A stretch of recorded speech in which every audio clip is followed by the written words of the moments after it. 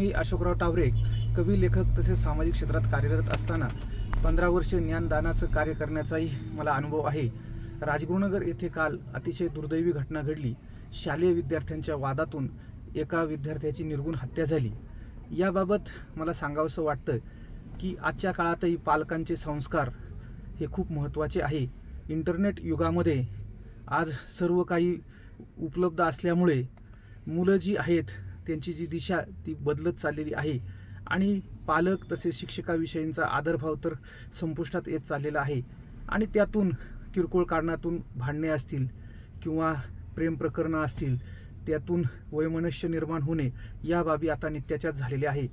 काल सकाळी सकाळी चॅनेलच्या माध्यमातून किंवा सोशल मीडियावरून प्रसारित झालं की राजगुरुनगरमध्ये एका विद्यार्थ्याची निर्घृण हत्या झाली आणि क्लासेसमध्ये शिक्षिका शिकवत असताना ही गंभीर घटना घडली की मुलगा जो आहे तो चाकू घेऊन येतो आणि अचानक त्या दुसऱ्या मुलावर वार करतो आणि त्यातून तो रक्तबंबाळ अशा जखमी अवस्थेमध्ये त्या मुलाची स्थिती निर्माण होते आणि नंतर दवाखान्यात गेल्यानंतर त्याला मृत घोषित केलं जातं.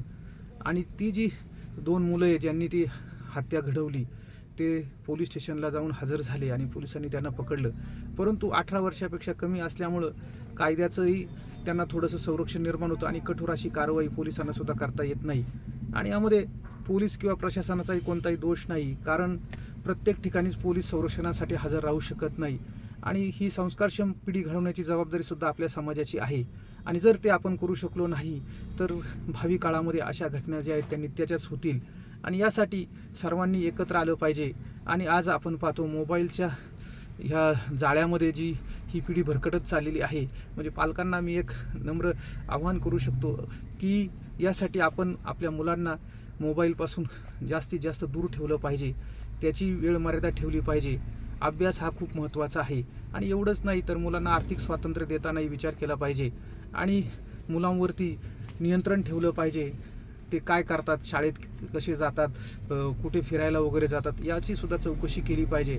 अनेकदा पालकांमध्ये पती पत्नी दोघेही नोकरी करणारे असतात आणि नोकरी करत असताना मग त्यांना मुलांवरती लक्ष ठेवता येत नाही आणि मुलगा शाळेत आल्यानंतर काय करतो हेही पाहता येत नाही आणि त्यातूनही असं संगतीचे दुष्परिणाम होतात आणि वाईट संगतीमुळे सुद्धा ही जी पिढी आहे ती भरकटत चाललेली आहे. आणि त्यासाठी सर्व पालकांनी जबाबदारीने वागलं पाहिजे आणि पालकांनीच मुलांवर जर चांगले संस्कार केले तर पालकानंतर शिक्षक हे सुद्धा जबाबदारीने पिढी घडू शकतात. परंतु पूर्वीसारखं शिक्षकांना सुद्धा जे आहेत विद्यार्थी असतील ते महत्त्व देत नाही असंही दिसून येतं. आणि या बाबतीत शालेय विद्यार्थ्यांमध्ये जर अशा घटना घडत असतील तर त्या खूप दुर्दैवी आहेत आणि याबाबत पोलीस प्रशासन असेल, पालक असेल, समाज असेल या सर्वांनी एकत्रित येऊन याबाबत उपाययोजना केल्या पाहिजे आणि अशा घटना भविष्यात घडू नये यासाठी काळजी घेतली पाहिजे असं मला वाटतं.